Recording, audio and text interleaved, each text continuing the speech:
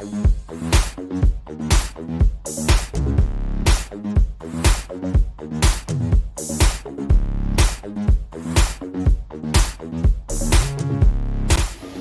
bismillahirrahmanirrahim. Assalamualaikum warahmatullahi wabarakatuh. Waalaikumsalam.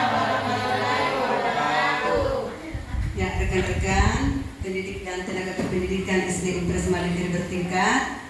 Hari ini kita bersama calon guru penggerak Ibu Siti Inatan Rempada dan Bapak Muhammad Nur yang berada duduk di depan saya akan melaksanakan diseminasi budaya positif ya di kegiatan sebentar.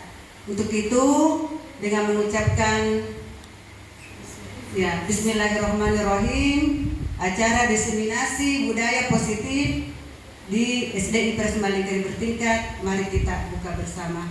Bismillahirrahmanirrahim. Ya, Bismillahirrahmanirrahim. Ya, demikianlah. Untuk selanjutnya saya serahkan, silahkan dilanjutkan Bu Siti Inat dan Rekada.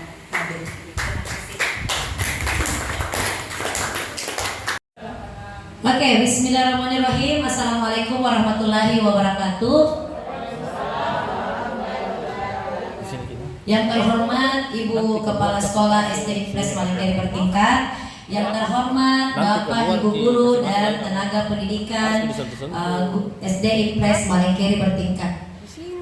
Sebelumnya saya ucapkan terima kasih kepada Bapak Ibu karena sudah bersedia menghadiri kegiatan dari calon guru penggerak, yaitu diseminasi budaya positif dengan judul implementasi pemahaman dan penerapan pengalaman budaya positif sesuai filosofi Ki Hajar Dewantara. Jadi untuk kegiatan diseminasi hari ini saya berkolaborasi dengan Bapak Muhammad Nur Jamal karena kebetulan kami berdua bersamaan menempuh pendidikan CGP angkatan 10. Kita mulai Bapak Ibu dari apa itu budaya positif. Jadi budaya positif itu adalah nilai-nilai, keyakinan-keyakinan dan kebiasaan-kebiasaan di sekolah yang berpihak pada murid agar murid dapat berkembang menjadi pribadi yang kritis, penuh hormat, bertanggung jawab dalam mewujudkan budaya positif ini guru memegang peranan sentral. Jadi untuk perubahan budaya positif siswa yang paling memegang peranan itu adalah guru. Kemudian adapun konsep budaya positif, yang pertama itu perubahan paradigma belajar, kemudian disiplin positif, ketiga kebutuhan dasar manusia, keempat motivasi kebutuhan manusia, yang kelima posisi kontrol, yang keenam keyakinan kelas, dan yang ketujuh adalah restitusi. Jadi nanti ada kasus, kemudian kita akan identifikasi yang mana kebutuhan dasar, yang mana restitusi, yang mana kebutuhan dasar dan motivasi. Kemudian kita merujuk pada profil pelajar Pancasila. Insya Allah sekolah kita tahun ajaran 2024-2025 kita sudah menggunakan kurikulum Merdeka yang diganti namanya menjadi kurikulum nasional. Jadi namanya saja berubah, untuk isinya tetap sama. Jadi tujuan dari kurikulum nasional yaitu melahirkan atau menumbuhkan siswa yang memiliki profil dari 5 ini. Yang pertama itu beriman, bertakwa kepada Tuhan Yang Maha Esa dan berakhlak mulia, kemudian berkebinekaan global, bergotong royong, mandiri, bernalar kritis, dan kreatif. Kemudian tadi ada jadi beda ya budaya positif dengan disiplin positif. Disiplin positif ini lebih dikenal dengan pendekatan. Jadi disiplin positif adalah suatu pendekatan untuk menerapkan disiplin dari dalam diri anak tanpa hukuman dan hadiah. Artinya anak di sini berdisiplin positif tapi tidak ada iming-iming hadiah ataupun ada ancaman hukuman. Seperti itu. Contoh pendekatan disiplin positif dalam Merdeka Belajar adalah sebuah tawaran metode yang mengutamakan dialog dengan peserta didik. Jadi jika mungkin peserta didik melakukan kesalahan atau menemukan masalah, kita lebih ambil metode dialog, bukan memberikan hukuman. Jadi mari kita tumbuhkan dialog bersama peserta didik kita untuk menumbuhkan tanggung jawab atas kesadaran dirinya. Penerapan disiplin positif harus menjadi gerakan bersama. Oke, kita masuk pada kebutuhan dasar manusia. Jadi ini kebutuhan dasar manusia. Kebutuhan dasar manusia itu ada 5, yaitu kebutuhan bertahan hidup. Kebutuhan bertahan hidup itu contohnya kebutuhan biologis. Kita semua manusia membutuhkan makanan untuk hidup. Kemudian kasih sayang dan rasa diterima. Ini juga masuk kebutuhan dasar manusia. Ini lebih mendasar pada kebutuhan psikologis manusia. Dan juga hubungan sosial antar manusia. Kemudian yang ketiga, penguasaan atau kebutuhan pengakuan atas kemampuan. Jadi setiap manusia itu memiliki kebutuhan untuk diakui di mana dia berada. Kemudian yang keempat, kebebasan, kebutuhan akan memilih. Yang kelima, kesenangan, kebutuhan untuk merasa senang. Jadi ini 5 kebutuhan dasar manusia. Kemudian kita lanjut pada konsep berikutnya, yaitu motivasi perilaku manusia. Jadi manusia itu berperilaku ada 3 motivasinya. Yang pertama itu untuk menghindari ketidaknyamanan atau hukuman. Kemudian yang kedua untuk mendapatkan imbalan atau penghargaan dari orang lain. Kemudian yang ketiga untuk menjadi orang yang mereka inginkan dan menghargai diri sendiri dengan nilai-nilai yang mereka percaya. Jadi ini adalah 3 motivasi perilaku manusia: menghindari ketidaknyamanan atau mendapatkan penghargaan, atau yang ketiga. Ini kalau yang ketiga lebih mendasar bahwa manusia itu melakukan hal baik, kesadaran tumbuh dari dirinya. Jadi bukan atas ketidaknyamanan ataupun mendapatkan imbalan. Kemudian lanjut, ini posisi kontrol guru.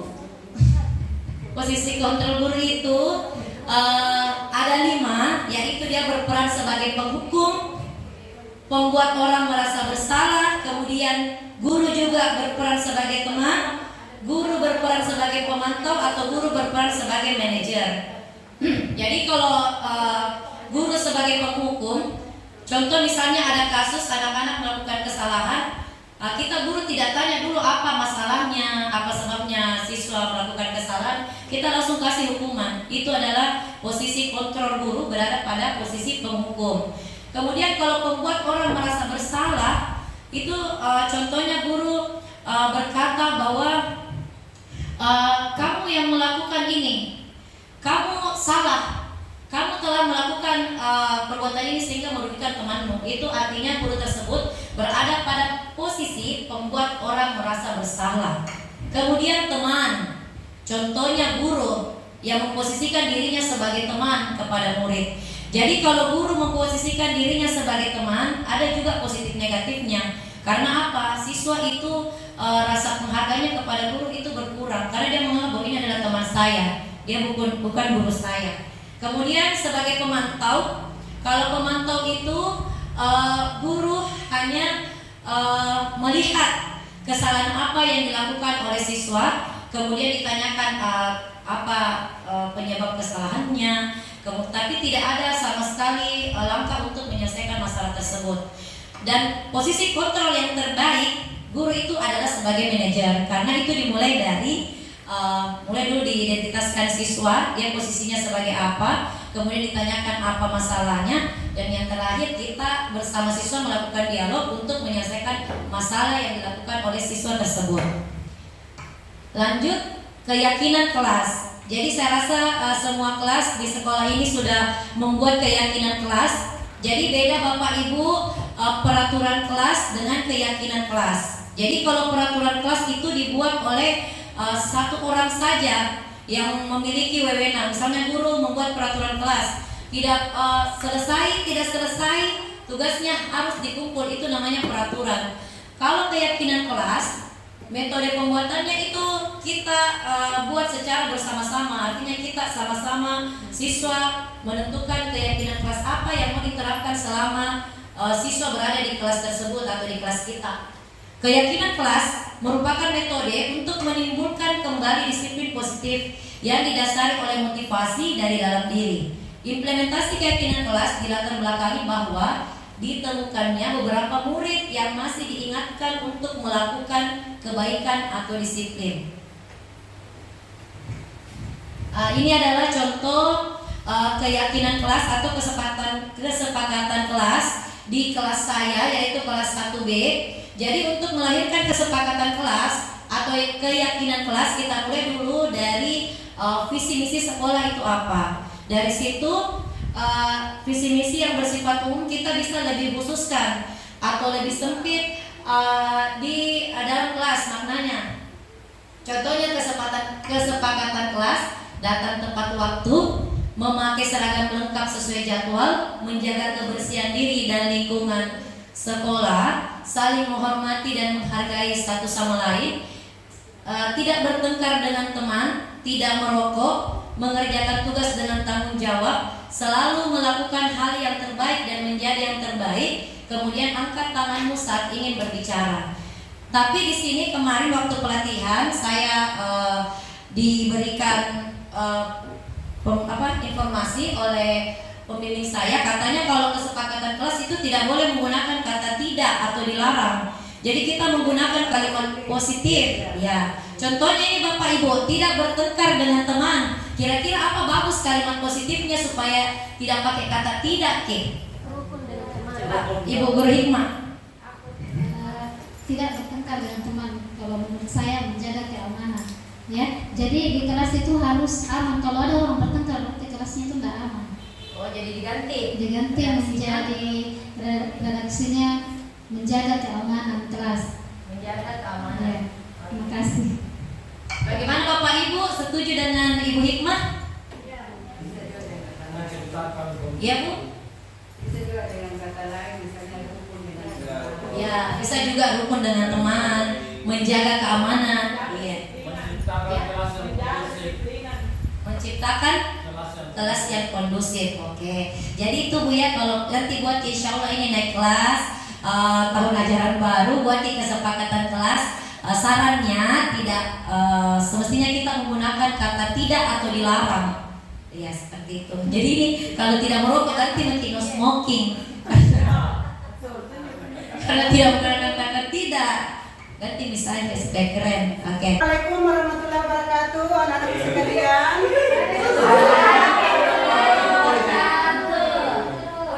Ya, ini kan tahun ajaran baru, kita mulai belajar hari ini. Nah, sebelum kita belajar, ya karena ini selama 1 tahun ke depan kita akan bersama-sama. Mari kita buat ya peraturan kelas. Ya, kita buat sama-sama. Ada yang punya usul? Ya. Jum, apa usul nak Jumrian? Ya, tidak boleh terlambat ke sekolah. Ya. Peraturan pertama, tidak boleh terlambat ke sekolah. Oke, tidak boleh terlambat ke sekolah. Iya, mana begini. Mana terus? Oh iya, Julfiana, apa kira-kira usulanmu nak Julfiana? Pakaian yang rapi, Guru. Oh, berpakaian yang rapi.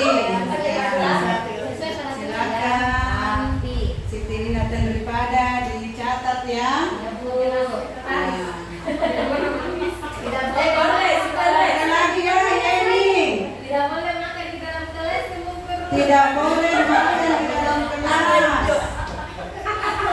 Ada lagi ya, Rahmawati. Menjaga kebersihan kelas, Bu Guru. Menjaga kebersihan kelas. Nah, ini anak yang paling ganteng ini. Kamis Pahudi. Barangkali bisa menambahkan. Barangkali bisa menambahkan.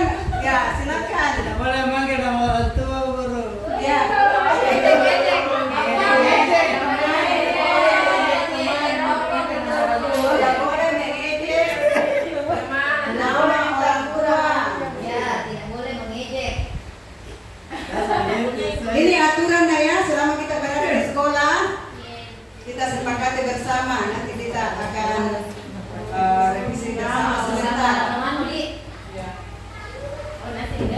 Nah, di atas ini anak-anak semua sudah ada beberapa orang yang mengusulkan ya tidak boleh terlambat ke sekolah. Ini usulannya Jumriati. Coba kita usahakan. Ini usulannya Jumriati sudah bagus. Cuma bagusnya kalau kita tidak menggunakan kata tidak. Ya, berarti jadi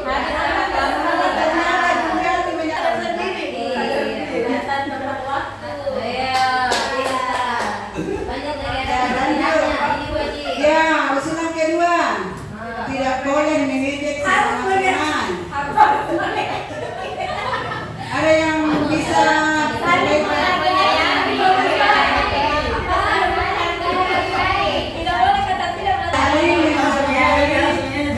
Sesama teman. Dan menyayangi sesama teman.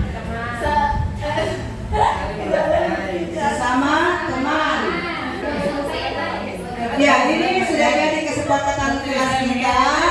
Kesepakatan kelas kita ini usahakan kita patuhi ya. Kita patuhi bersama. Karena ini adalah kesepakatan kita bersama.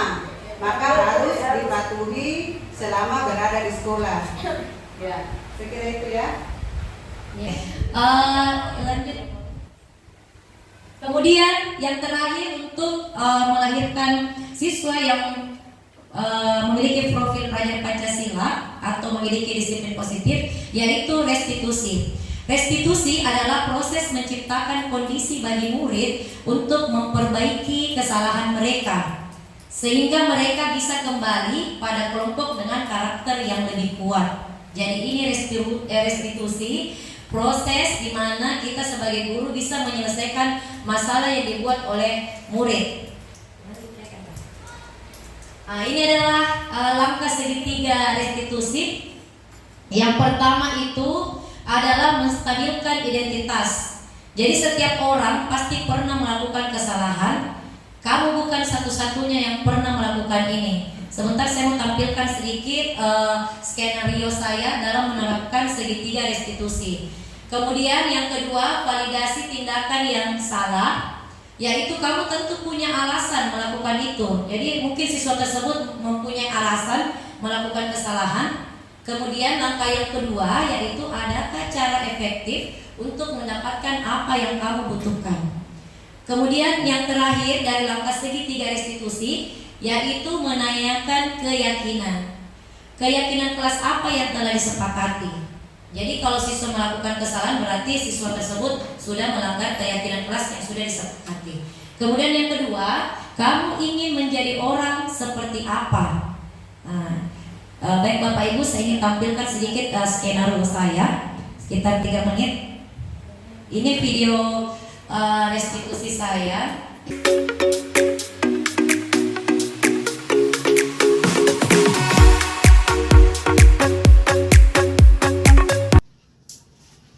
Assalamualaikum Bu Guru. Waalaikumsalam. Dari tadi Bu Guru tunggu. Duduk, Riki. Sudah istirahat? Sudah. Oke. Ryuki kira-kira tahu tidak kenapa Ibu Guru panggil Ryuki ke sini? Tidak. Tidak. Oke. Jadi gini ya Ryuki ya. Tadi waktu ujian Ibu Guru amati Ryuki itu menyontek, meniru jawaban teman sebangkunya. Betul tidak yang Ibu Guru katakan? Betul. Betul. Ryuki, tahu tidak yang tadi Ryuki perbuat itu sebenarnya perbuatan yang benar atau perbuatan yang salah? Salah. Salah. Oke. Gini ya Yuki ya. Jadi setiap manusia itu memang biasanya melakukan kesalahan. Ibu Guru juga biasa melakukan kesalahan. Ryuki juga. Jadi Ibu Guru panggil Ryuki ke sini bukan mau menghukum Ryuki ataupun memarahi Ryuki, tapi Bu Guru mau kita sama-sama cari solusinya bagaimana supaya Ryuki tidak menyontek lagi saat ujian. Bu Guru tanya dulu Ryuki, kenapa tadi Ryuki menyontek saat ujian? Karena di rumah tidak belajar. Tidak sempat belajar. Ya, tidak sempat belajar. Tidak sempat belajar. Memangnya Yuki ngapain tadi malam? Main HP. Main HP sampai lupa belajar. Oke, karena Ruki tahu bahwa menyontek itu tadi perbuatan yang tidak benar. Yuki ingat tidak apa keyakinan kelas yang sudah kita buat bersama? Harus apa di kelas? Jujur. Harus jujur. Apa lagi? Bertanggung Bertanggung jawab. bertanggung jawab. Oke, menurut Ryuki, kira-kira apa yang harus Ryuki lakukan supaya Ryuki tidak menyontek lagi saat ujian? Karena tadi kan Ryuki tahu kalau menyontek itu adalah perbuatan yang Salah. perbuatan yang salah. Coba Ryuki ingat-ingat. Tidak sering bermain HP. Ya, tidak sering bermain HP. Apalagi belajar. Berdoa sebelum ujian. Pintar. Oke. Jadi Ryuki siap tidak untuk berubah menjadi lebih baik? Siap, Bu Guru. Oke. Jadi Ryuki berjanji mulai hari ini Ryuki tidak menyontek lagi saat Ujian. jadi tadi solusi yang Ryuki katakan bahwa harus belajar, mengurangi main HP, terus berdoa sebelum ujian. Ryuki harus lakukan itu ya. Ya. Jadi kapan Ryuki mau berubah? Mulai hari ini. Mulai hari ini ya. Oke, janji? Janji. Oke. Ryuki siap untuk berubah menjadi yang lebih baik? Siap, Bu Guru. Oke, bagus. Tes dulu dong. Oke deh, kalau begitu Ryuki silakan kembali beristirahat. Oke, terima kasih ya Ryuki. Iya, Bu.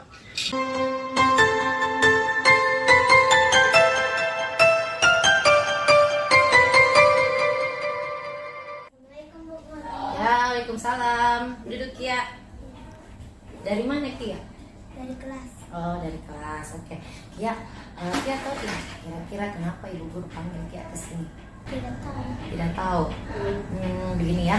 Kemarin waktu istirahat Ibu Guru lihat Kia setelah makan snack, Kia membuang sampah snacknya itu tidak sesuai dengan tempatnya. Sudah benar, Kia sudah punya tindakan yang benar karena membuang sampah di tempat sampah. Hanya kesalahan Kia itu Kia membuang sampah tidak sesuai jenis sampahnya. Benar tidak yang Ibu Guru katakan tadi Kia? Maaf, Bu Guru. Karena saya terburu-buru seperti ke kantin membeli minuman, saya hanya membuang sampah tidak sesuai jenisnya. Oh, begitu. Jadi mungkin Kia kemarin buru-buru ya mau pergi ke kantin beli minuman. Jadi tidak fokus mana tempat sampah warna biru, mana tempat sampah berwarna hijau. Oke, Bu Guru terima alasannya Kia. Memang terkadang kita itu melakukan kesalahan-kesalahan kecil, tapi sebaiknya kesalahan kecil tersebut sebaiknya kita tidak ulangi lagi, karena kesalahan-kesalahan kecil tersebut kalau semakin lama itu biasanya dampaknya menjadi besar. Menurut Kia, bagaimana caranya supaya Kia tidak mengulangi kesalahan tersebut? Kalau membuang sampah harus memperhatikan jenis sampahnya. Ya betul. Kalau di kelas itu kan ada 2 tempat sampah, ada warna mana? Warna hijau. Ya, hijau sama biru. Kalau hijau tempat apa? Sampah apa yang dibuat di tempat? Daunan atau sesama Kalau yang biru? kertas atau plastik. Iya. Jadi kemarin Kia setelah makan snack semestinya sampahnya dibuang di tempat sampah warna apa? Biru. Oh iya, pintar Kia. Ibu Guru harap Kia tidak mengulangi lagi kesalahannya. Terus ibu guru juga minta bantuan kalau misalnya Kia melihat temannya mungkin membuat kesalahan seperti Kia bantu ya temannya, arahkan ke tempat sampah. Kalau buang sampah itu harus memperhatikan jenis sampahnya. Oke? Kia, mulai hari ini Kia harus berjanji untuk menjadi siswa yang lebih baik. Oke, siap? Oke, tes dulu dong. Oke, sekarang kembali ke kelas ya.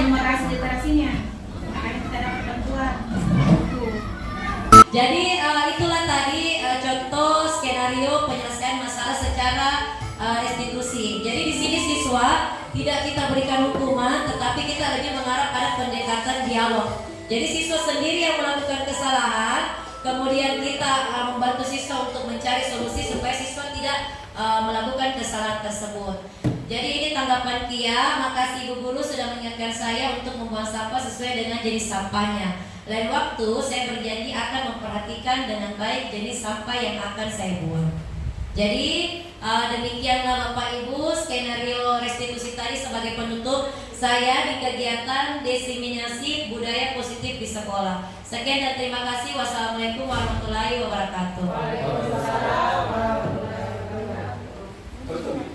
Itu tadi penjelasan dari rekan saya Ibu Siti Natuli Hasin materi tentang budaya positif, dan insya Allah selanjutnya saya akan melanjutkan untuk kita sama-sama mempraktikkan apa yang sudah Ibu Panda sampaikan tadi. Untuk budaya positif sendiri, saya mau mendengarkan pendapat dari rekan-rekan guru. Apakah rekan-rekan guru selama ini sudah menerapkan budaya positif atau belum? Dan jika iya, apa contohnya yang sudah dilaksanakan di kelas KPU masing-masing? Assalamualaikum warahmatullahi wabarakatuh. Waalaikumsalam. Saya ingin memberikan contoh mengenai budaya positif kepada anak-anak. Contohnya ke kelas, biasanya kita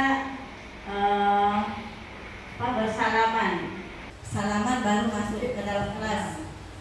Karena saling. Karena kadang juga ada anak-anak yang hanya langsung menyerobot masuk ke dalam kelas. Nah, itu mungkin yang bisa saya sampaikan. Terima kasih. Assalamualaikum warahmatullahi wabarakatuh. Waalaikumsalam. Baik, terima kasih Ibu Haji. Iya betul sekali. Jadi salah satu budaya positif yang sebenarnya harus selalu kita jaga itu adalah kalau di Makassar istilahnya kita tabe begitu. Warahmatullahi wabarakatuh. Perkenalkan saya Fahirul dari kelas 4B. Pengalaman yang saya terapkan di kelas 4B kalau yang budaya positif, biasanya kalau ada anak-anak yang bertengkar, jadi tidak harus membalas apa yang dilakukan si A atau si B, tetapi mereka lebih pada yang bersalah itu meminta maaf. Jadi jangan yang merasa bersalah meminta maaf, dan yang istilahnya yang yang kena imbas atau marah itu juga memaafkan. Jadi istilahnya dalam kelas saling memaafkan satu sama lain, tidak ada dendam. Terima kasih banyak. Baik, terima kasih Pak. Contohnya saja untuk posisi kontrol, Bisa nih kita angkat kasusnya. Oh iya, contoh untuk ini, Sabrina hari itu bangun terlambat dan terburu-buru sampai di sekolah. Dia pun akhirnya sampai di gerbang sekolah, tapi baru menyadari kalau tidak menggunakan sepatu hitam seperti tertera di peraturan sekolah. Di depan pintu kelas, Bapak Lukman memperhatikan sepatu Sabrina yang berwarna coklat. Sabrina berusaha menjelaskan bahwa dia terburu-buru dan salah mengenakan sepatu. Pak Lukman menanyakan Sabrina apa peraturan sekolah tentang seragam warna sepatu. Sabrina menjawab sudah mengetahui sepatu harus berwarna hitam, namun terburu-buru dan salah mengenakan sepatu. Selain tidak mungkin kembali pulang karena rumahnya jauh sekali, Pak Lukman tetap bersikeras pada peraturan yang berlaku dan mengatakan, ya sudah, kamu sudah melanggar peraturan sekolah, kamu salah, sudah terlambat, salah pula warna sepatunya, segera buka sepatumu. Kalau tidak, bisa mengenakan warna sepatu sesuai peraturan. Sabrina meminta maaf dan memohon kembali kepada Pak Lukman agar tetap dapat mengenakan sepatunya dan berjanji tidak akan mengulang kesalahannya. Namun Pak Lukman tidak mau tahu. Tidak, kamu telah melanggar peraturan sekolah. Kalau tidak sanggup ambil sepatu di rumah atau diantarkan sepatu ke sekolah, ya sudah, kamu tidak bersepatu saja seharian di sekolah. Sekarang copot sepatumu dan silakan belajar tanpa sepatu seharian. Sabrina pun dengan berat hati mencopot sepatunya dan memberikannya kepada Pak Lukman. Seharian dia tidak berani berkeliling sekolah karena malu dan lebih banyak berdiam diri di kelas tanpa alasan.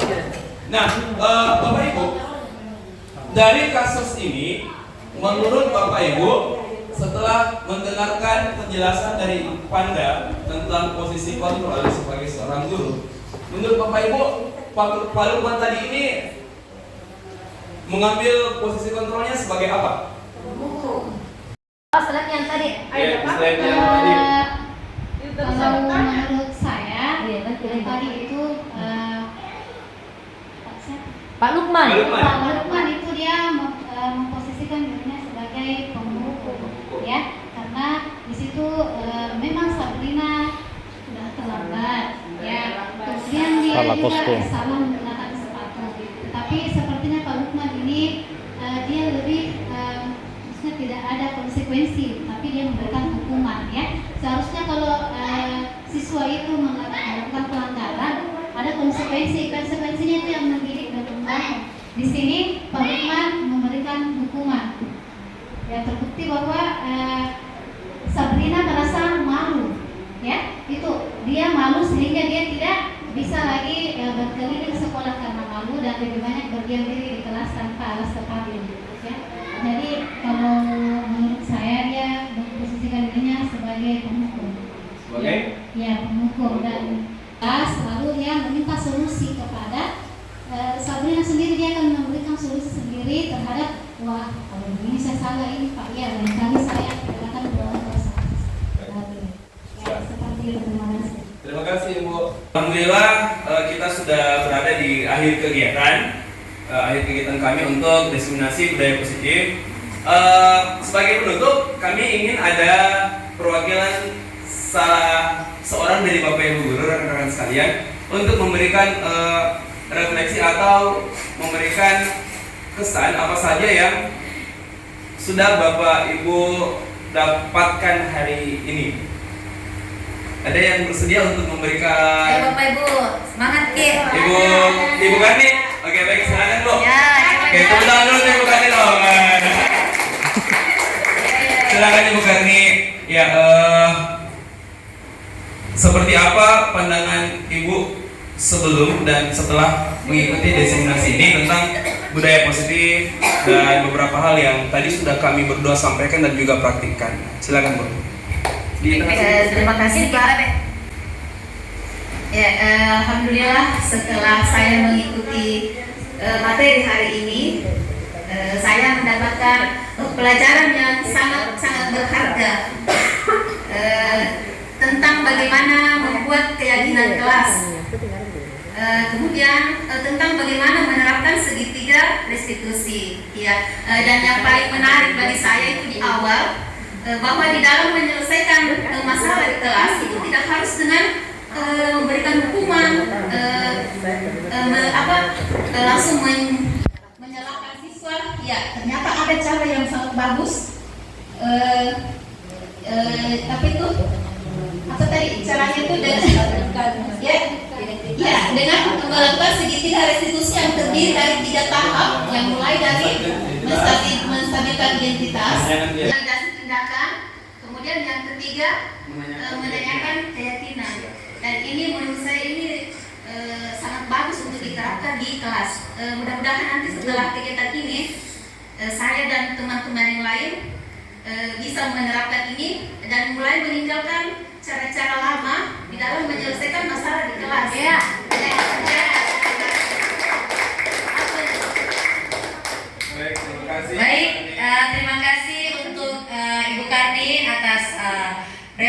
tentunya untuk hari ini, alhamdulillah ya kalau kegiatan hari ini memberikan dampak positif atau memberikan perubahan positif kepada kita semua sebagai pendidik. Dengan berakhirnya kegiatan kita hari ini, kami akan serahkan kepada Ibu Kepala Sekolah untuk kembali menutup kegiatan destinasi kita pada siang hari ini. Dan untuk rekan-rekan sekalian, kami ucapkan banyak terima kasih dan semoga apa yang kami sampaikan dapat benar-benar memberikan makna untuk kita terapkan di kehidupan kita sebagai seorang pendidik. Alhamdulillah, kegiatan diseminasi tadi berlangsung dengan lancar. Saya sebagai kepala sekolah di SD Impres Malingkeri bertingkat ini sangat bersyukur ya mempunyai calon guru penggerak yang handal. Ya, saya berharap teman-teman lain yang belum GP, belum guru penggerak, tergerak juga untuk ikut melaksanakan seperti ini. Karena saya lihat manfaatnya sangat luar biasa. Apabila kita memang melaksanakan apa yang kita praktekkan seperti tadi, ya insya Allah pendidikan di SD kita ini semakin meningkat. Ya, dengan berakhirnya kegiatan tadi ini, mari kita sama-sama mengucapkan hamdalah untuk menutup kegiatan ini. Alhamdulillah. Segera demikian, billahi taufiq wal hidayah. Assalamualaikum warahmatullahi wabarakatuh. Waalaikumsalam.